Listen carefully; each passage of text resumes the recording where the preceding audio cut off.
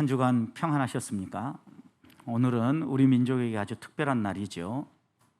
일제의 억압으로부터 해방되어진 광복 76주년을 기념하는 날이기도 하고, 또 그것을 기념하며 기억하며 하나님을 예배하는 날입니다. 하나님이 이 세상을 창조하시고 우리에게 주신 여러 가지 선물이 있는데, 그 선물 가운데 최고의 선물이 있다고 하면 저는 자유라고 생각을 합니다. 하나님이 사람을 창조하시고 이 자유를 가지고 스스로 결정을 하고 하나님이 주신 이 세상 속에서 하나님의 복을 만끽하며 살아가도록 허락해 주셨죠. 제일 먼저 그래서 창조받은 아담이 하나님이 창조하신 창조 세계에서 식물들과 동물들을 보면서 이름을 붙여줬고, 그가 부르는 이름이 오늘 우리가 알고 있는 그 식물과 동물들의 이름이 되게 하셨다는 겁니다. 스스로 생각하고 판단하고 하나님이 주신 선물을 누리며 살아가도록 하나님이 이렇게 자유의지를 주셨다라는 것입니다.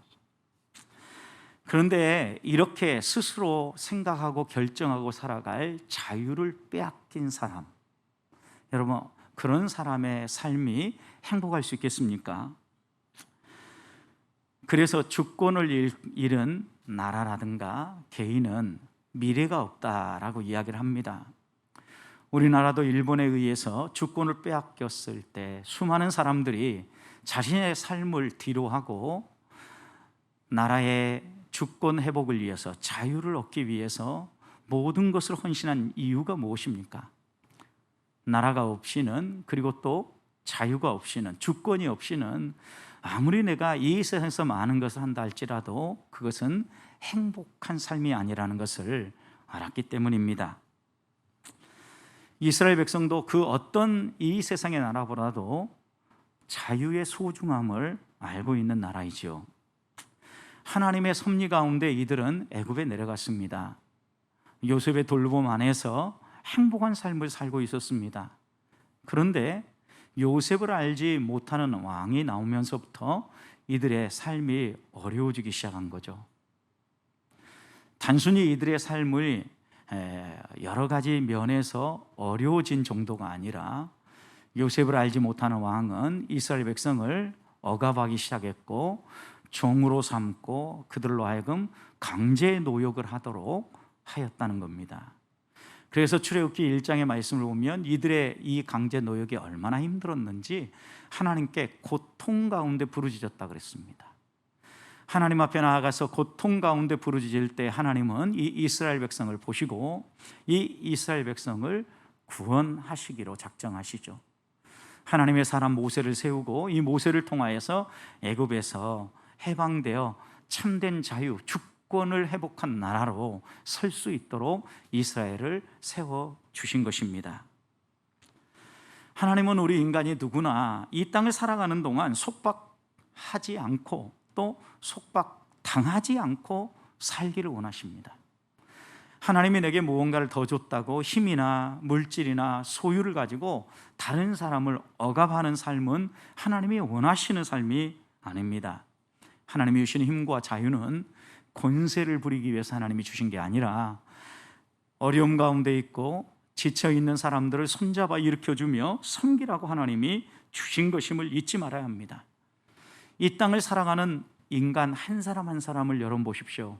존귀한 존재로 하나님이 지으셨고 하나님의 형상을 따라 지은 하나님의 작품들입니다.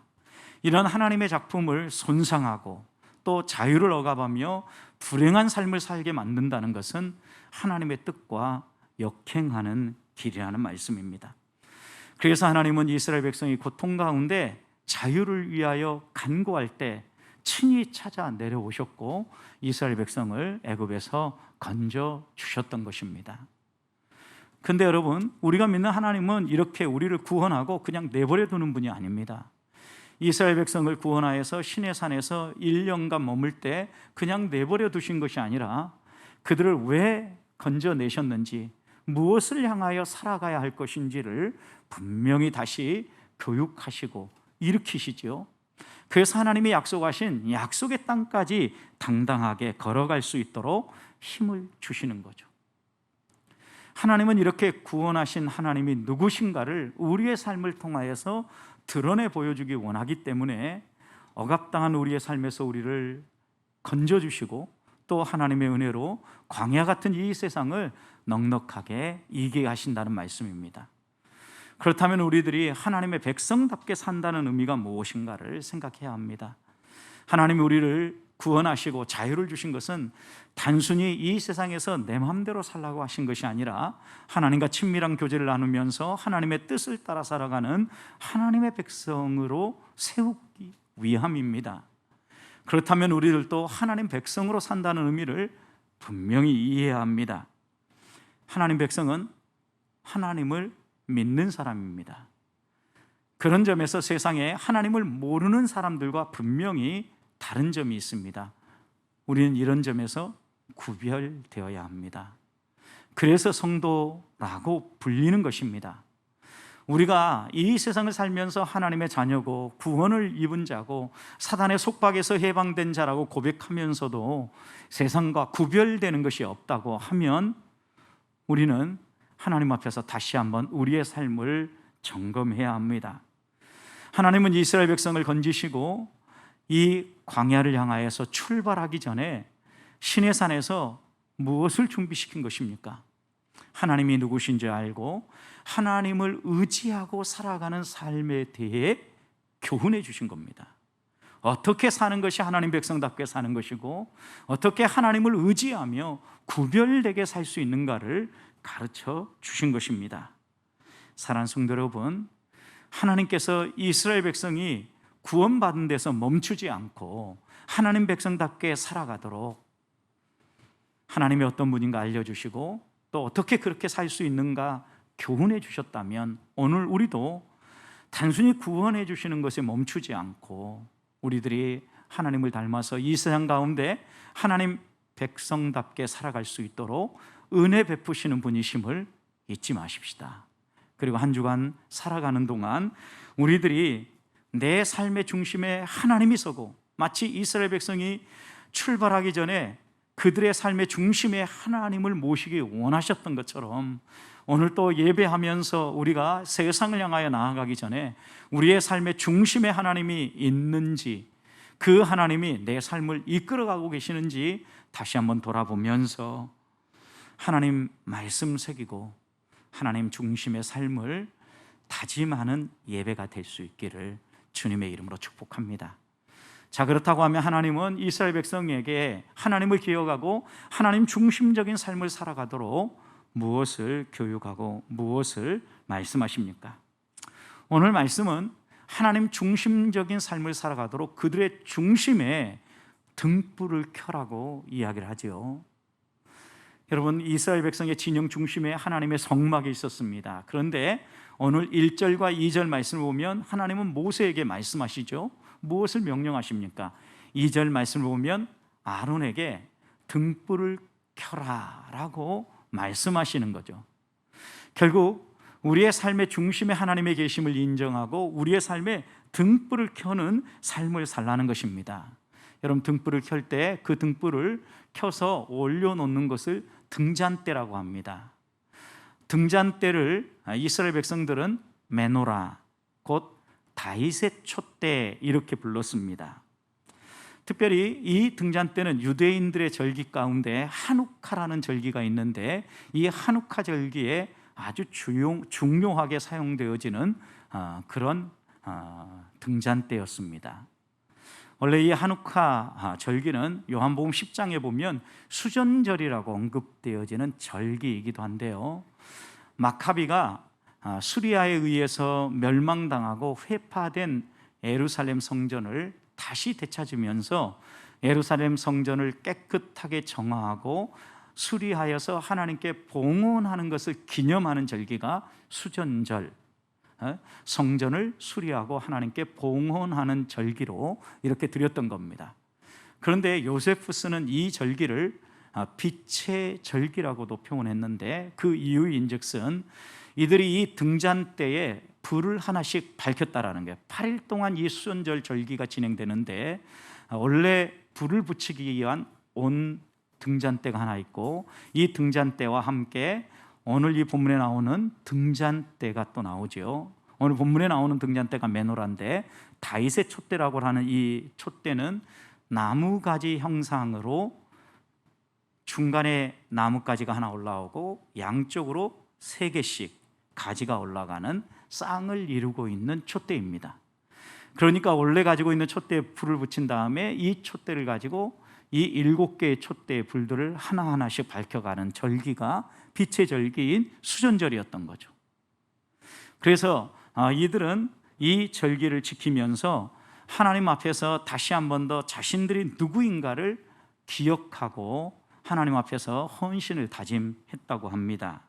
여러분, 그런데 이 오늘 본문에 나오는 등잔대는 모세가 생각하고 모세가 상상해서 만들어낸 등잔대가 아닙니다. 출애굽기 25장 31절부터 40절 말씀을 보면 등잔대를 어떻게 만들 것인가, 그리고 어떻게 사용할 건가에 대해서 하나님이 구체적으로 지시를 하십니다. 그래서 출애굽기 25장 40절 말씀을 보면 너는 삼가 이 산에서 내게 보인 양식대로 할지니라. 너에게 보여준 양식대로 만들어라. 오늘 우리 4절 말씀도 보십시오. 이 등잔대의 제작법은 이러하니, 이 등잔대 제작법이 어떠한지 하나님이 가르쳐 주신 거죠. 그리고 난 다음에 곧 금을 쳐서 만든 것인데 그 밑판에서 그 꽃까지 쳐서 만든 것이라. 결국 하나로 연결되어져 있다라는 거죠. 모세가 여호와께서 자기에게 보이신 양식을 따라 이 등잔대를 만들었다라고 기록을 하죠. 여기도 역시 강조되고 있는 것이 하나님이 보여주신 양식대로 만들었다라는 거예요. 자, 그러면 하나님이 보여주신 양식이 어떤 양식입니까? 나뭇가지 형상입니다. 7가지입니다. 그리고 이 등잔대 제일 위에 등잔을 받치는 받침은 살구꽃 형상을 본떠서 만들게 했습니다. 여기에는 하나님께서 나름의 이유가 있으니까 이렇게 얘기했겠죠. 그 당시 고대 근동에서는 나뭇가지와 이 살구꽃을 자손이 많도록 해주시는 이런 다산과 그 다음에 또 생명을 지켜주는 생명의 상징으로 생각했다라는 거예요. 여러분, 일반적인 종교적 이해가 이런 이해를 가지고 있는데 하나님께서 나뭇가지 7으로 등잔대 촛대를 만들고 또 그 등잔을 바치는 것을 살구꽃으로 하라는 것은 하나님께서 너희의 생명을 주관하고 너희를 지키는 분이라는 것을 분명하게 교훈하고 있는 거죠.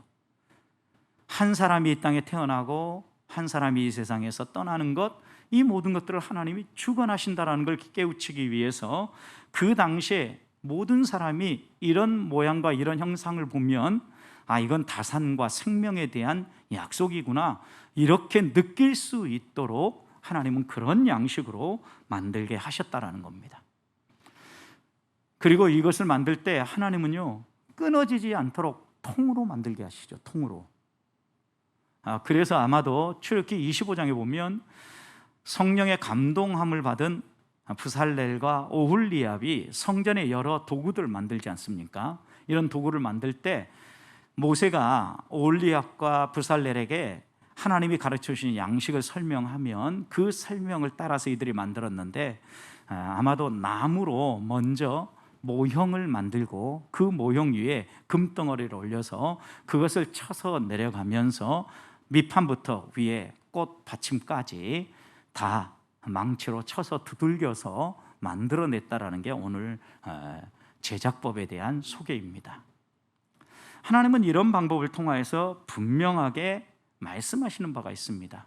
서로 연결되어지는 이 7개의 가지를 통해서 유대인들은 하나님이 창조하신 창조의 7일을 기억했다고 합니다.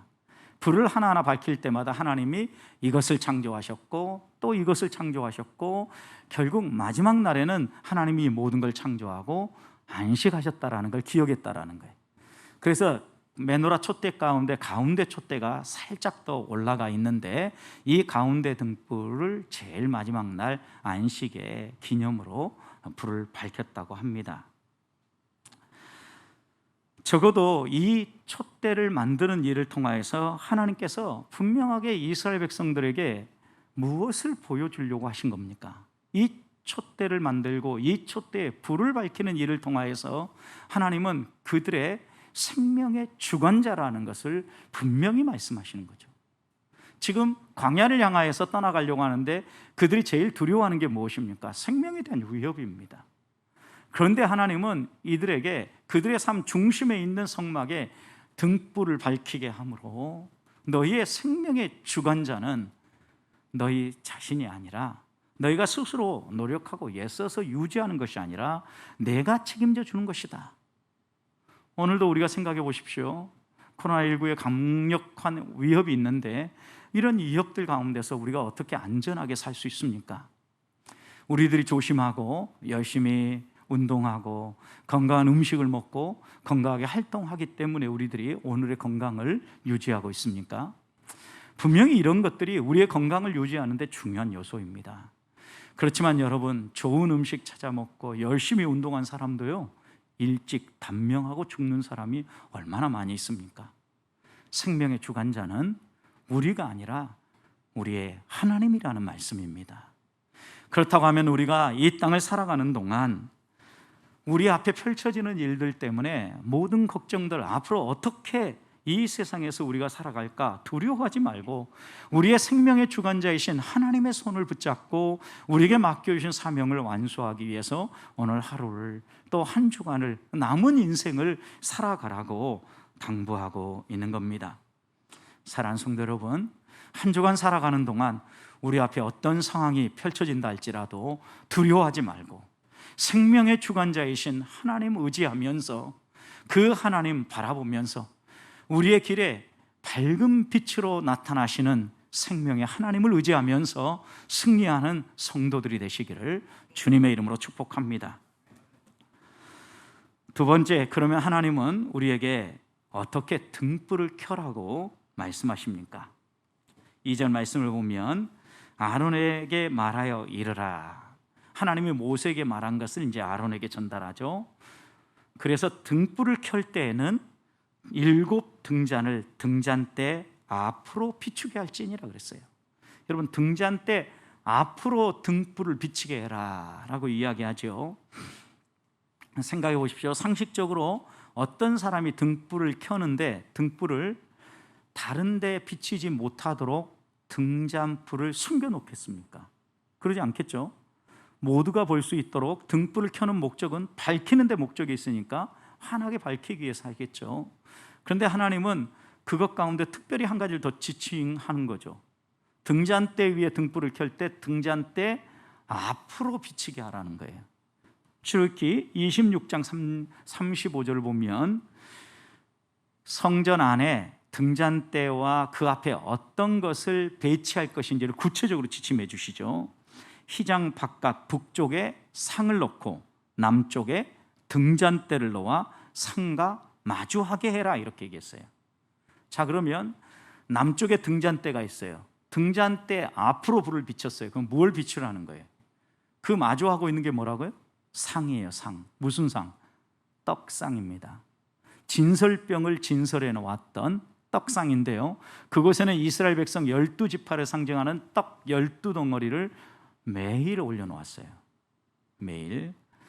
결국 하나님께서 등불을 밝힐 때 등불을 등잔대 앞으로 펴라는 것은 북쪽에 있는 진설병 상이 밝히 드러나도록 하라는 거죠. 자, 그러면 이 등잔대 불빛과 떡상의 진설병이 우리에게 교훈하는 바가 무엇입니까? 우리가 이 등불을 켤 때마다 기억하라는 게 무엇입니까? 하나님이 우리의 삶을 인도해가는 생명의 빛이라는 것을 기억하고, 또 하나는 그 빛이 떡상을 밝힘으로 우리의 생명을 유지하게 만들어주는 생명의 떡이라는 것을 분명하게 교훈하고 있는 거죠. 이스라엘 백성이 지금 광야를 향하여 걸어가려고 하는데 이 등불을 밝히라는 일을 통하여서 너희의 가는 길이 어디든지 간에 험하든 어떠하든 내가 너희 가는 길을 밝게 비추는 생명의 빛이 되어주겠다라는 거죠. 여러분, 그래서 다윗은 시편 119편 105절에서 하나님이 우리를 이끌어가는 비침을 주의 말씀은 내 가는 길의 빛이요 내 가는 길의 등불이다 라고 고백하지 않았습니까? 실제로 잠언 6장 23절 보면 대저 명령은 등불이요, 하나님의 말씀 명령이죠. 그것은 등불이요 법은 빛이다 이랬어요. 하나님의 말씀이 우리를 밝히 비추는 빛이고 우리의 삶을 이끌어가는 등불이라고 분명하게 고백하고 있는 겁니다. 우리 주님께서도 우리에게 말씀하시기를 나는 세상의 빛이다 라고 요한복음 8장 12절에 분명히 증언했습니다.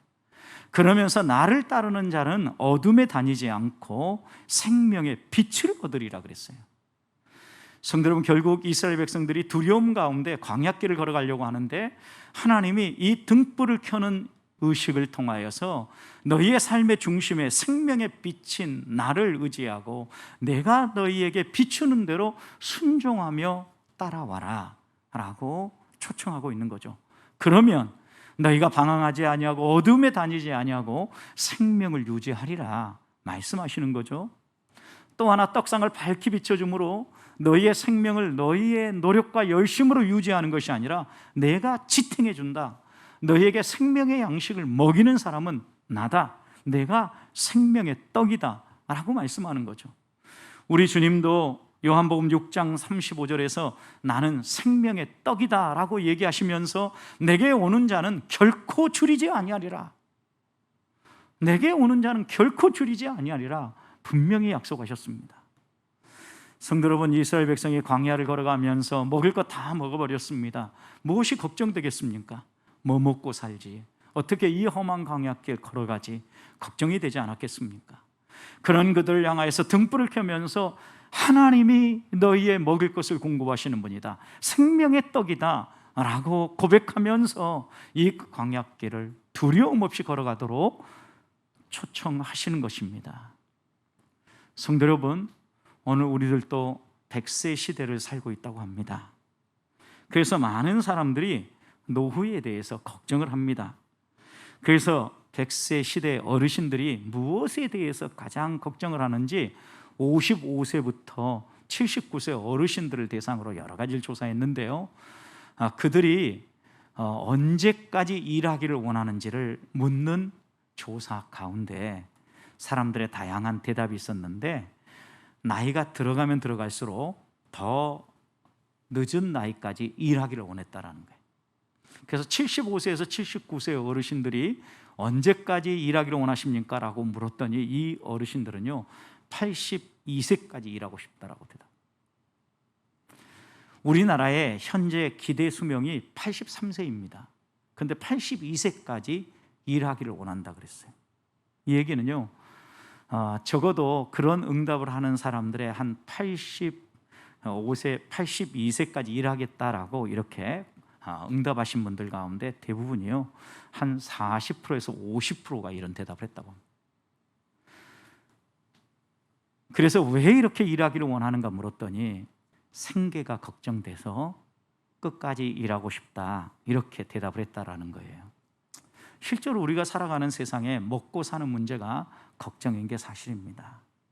그런데 여러분, 우리가 믿는 하나님은 분명히 다양한 말씀을 통해서 내가 생명의 떡이다, 내가 너희를 책임진다, 내가 너희를 먹인다 말씀하지 않았습니까? 마태복음 6장 무엇을 마실까, 무엇을 먹을까, 무엇을 입을까 염려하는 사람들을 향하여서 주님이 당부하신 말씀이 무엇입니까? 염려하지 말라는 겁니다. 왜요? 들에 핀 백합화라든가 공중 나는 새도 내가 먹여주지 않느냐? 그것처럼 내가 너희를 먹여주리라, 책임져 주리라 약속하십니다. 이런 것을 염려하는 사람들을 향하여서 주님이 뭐라고 하셨습니까?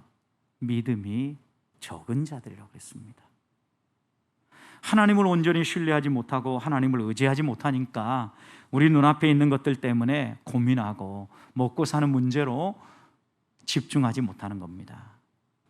하나님은 우리의 생명의 주관자이시고 우리에게 빛이 되시며 먹을 것을 공부하시는 분이심을 믿는다고 하면 마태복음 6장 33절부터 마지막 35절에 말씀하는 것처럼 염려하지 아니하고 하나님 나라와 그 뜻을 이루는 삶에 우리의 삶을 헌신할 수 있지 않겠습니까? 우리의 남은 생을 주님께 맡기십시다. 그리고 하나님이 우리의 생명의 빛이시며 생명의 떡이라는 사실을 잊지 마십시다. 아무리 지금 어려운 시기라 할지라도 우리의 생계를 하나님이 책임져 주시고 인도해 주실 것을 믿고 한 주간 우리에게 맡겨주신 삶을 당당하게 살아가는 성도들이 되시기를 축복합니다. 마지막입니다. 아론은 모세를 통하여서 전달받은 하나님의 뜻대로 행동하지요. 3절 보십시오. 아론이 그리하여 등불을 등잔대 앞으로 비추도록 켰으니 여호와께서 모세에게 명하심과 같았더라. 하나님이 명령하신 대로 아론이 순종했다라는 겁니다. 하나님은 어떤 분이십니까? 하나님의 자녀가 하나님을 중심하여서 살기 원하시고 하나님의 자녀가 하나님만 의지하고 순종하며 살아갈 때 기뻐하시는 분이십니다. 그렇다면 우리가 하나님의 말씀대로 순종하면서 등불을 켜는 삶을 산다는 의미가 무엇입니까? 스가랴 선지자는 스가랴 4장 10절 말씀에 이 등잔대를 설명하면서 이렇게 묘사했습니다. 작은 일의 날이라고 멸시하는 자가 누구냐? 사람들이 스룹바벨의 손에 다림줄이 있음을 보고 기뻐하리라. 여러분, 스룹바벨 이방의 왕임에도 불구하고 하나님께서 그 손에 다림줄을 두신다라는 거예요. 그걸 보고 하나님께서 하나님의 백성들이 어떻게 사는지 그 다림줄로 기준을 잡는 거죠. 그런데 그 다음 이렇게 얘기했어요.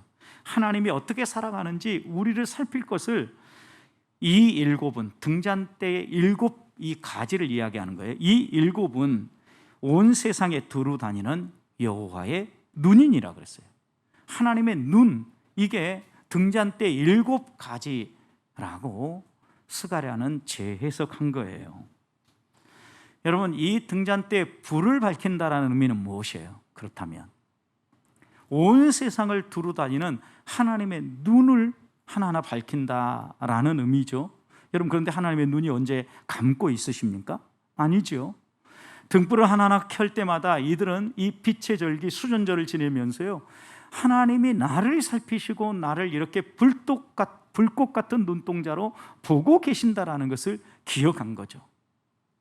실제로 우리가 아무리 하나님의 시선을 피하려고 한들 피할 수 있습니까?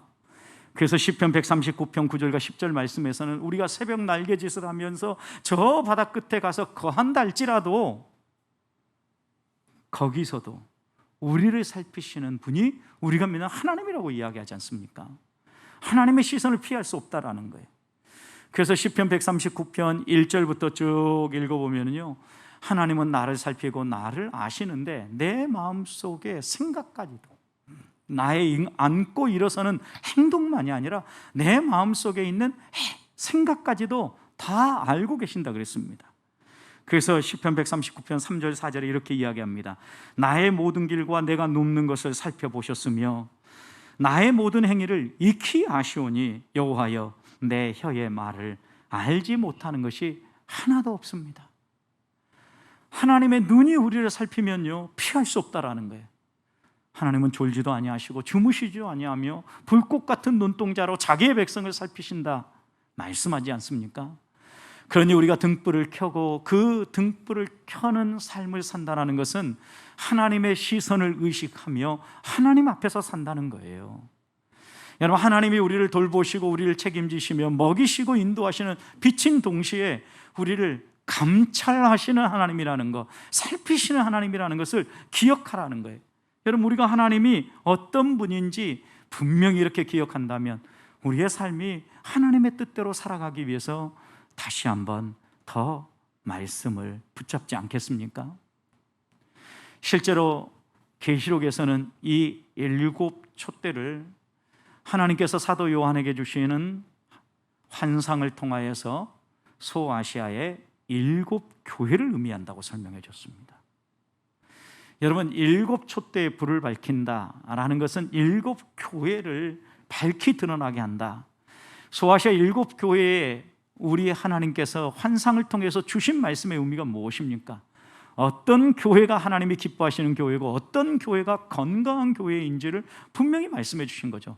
교회가 무엇입니까? 하나님의 백성들의 모임입니다. 건물이 아닙니다. 우리 자신이 교회입니다. 결국 7촛대는 7교회라고 말씀하시면서 우리가 이 세상 가운데 하나님의 눈을 의식하면서 하나님의 교회로서 세상 속에서 어떻게 살아가야 할 것인가를 보여주신 것이죠. 하나님이 기뻐하시는 하나님 백성의 삶이 무엇인가를 보여주신 거예요. 그렇다면 우리가 등불을 밝힌다라는 것은 하나님의 시선을 의식하고 내가 하나님 앞에서 어떻게 살아야 되는지를 분명히 알고 살아가는 거예요. 여러분, 하나님의 백성답게 산다는 의미지요. 여러분, 하나님 백성답게 산다, 하나님이 기뻐하시는 교회가 된다, 의미가 무엇입니까? 여러분, 우리의 삶을 통하여서 예수 그리스도의 향기가 나타나고 하나님을 닮은 모습이 드러난다라는 거예요. 그래서 내가 세상의 빛이다 라고 말씀하신 주님은 우리를 향해서 뭐라고 얘기했습니까? 너희는 세상의 빛이다 라고 마태복음 5장 14절 말씀하셨죠. 그러시면서 우리의 빛을 세상 모든 사람에게 비추라는 거예요. 등불을 켜서 사람들이 그 누구도 등잔대 밑에 두지 않는 것처럼 말 아래 두지 아니하고 등경 위에 두나니. 여러분, 말이 무엇입니까? 우리가 등불을 켜서 이해하기 쉽도록 어떤 바가지라든가 대박 같은 데에 감추어서 대박을 씌워놓지 않는다는 거죠.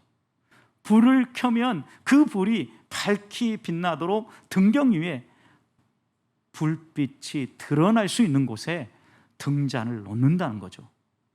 여러분, 우리의 삶이 이런 빛된 삶인데 예수님은 이런 빛된 삶을 너희의 착한 행실이다 이렇게 얘기했어요.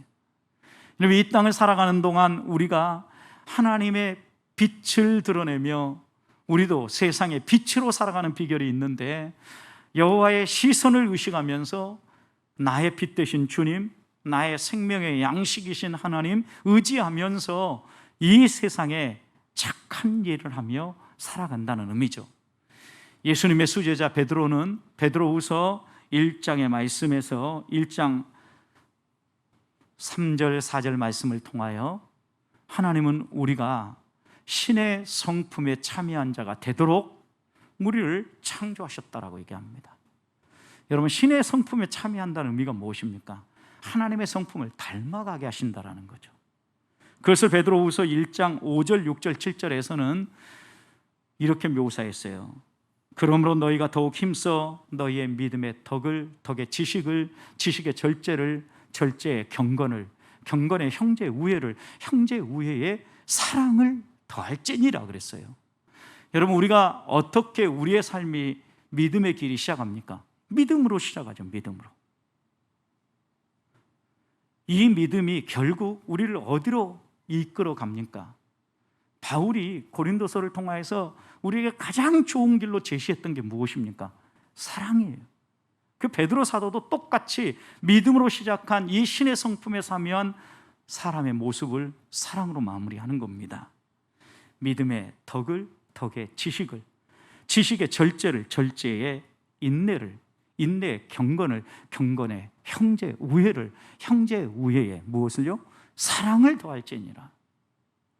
우리의 삶에 이런 열매들이 맺히지 않으면 베드로 사도는 베드로후서 1장 9절에서 이렇게 얘기했습니다.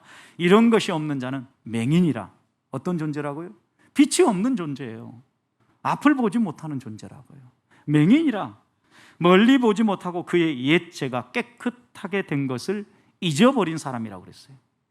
여러분, 우리가 거듭나고 구원받은 하나님의 백성으로 신의 성품에 참여할 이런 놀라운 영광스러운 자리에 우리를 불러주셨다는 사실을 믿고 살아간다면 이제 하나님의 눈을 의식하고 우리도 이 세상의 빛으로 살아야 된다는 말씀입니다. 적어도 이스라엘 백성에게 하나님이 빛이시고 생명의 주관자이시며 생명의 떡이라는 것을 깨우치실 뿐만 아니라 너희도 이 생명의 빛이 되신 하나님을 본받아 빛을 비추는 삶을 살라고 교훈하고 있는 겁니다. 사랑하는 성도 여러분, 성막 안에 만약 이 등불이 없었다면 깜깜하지 않았겠습니까? 하나님은 이 깜깜한 성막 안에 등불을 켜라고 말씀하십니다. 하나님이 창조하신 이 세계 가운데, 어둠 가운데 있는 이 세상을 향하여서 우리 그리스도인들에게 너희는 세상의 빛이다 라고 얘기하시면서 세상을 향하여서 착한 행실을 통하여 빛을 비추라고 말씀하고 있는 겁니다. 모두가 힘들다고 하는 이때에 내가 빛의 자녀로서 이 땅 가운데서 생명의 주관자이시며 생명의 빛이시며 생명의 떡이신 하나님을 의지하며 산다는 의미가 무엇인가를 보여주며 사십시다. 하나님이 내게 주신 것은 억압하고 다른 사람을 착취하라고 주신 게 아니라 섬기며 나눔으로 하나님이 주신 자유가 더 풍성하게 드러나도록 살라고 주신 것임을 잊지 마십시다. 한 주간 생명의 빛 되신 하나님, 생명의 주관자이신 하나님 의지하면서 승리하는 우리 보배교회 성도들이 되시기를 주님의 이름으로 축원드립니다.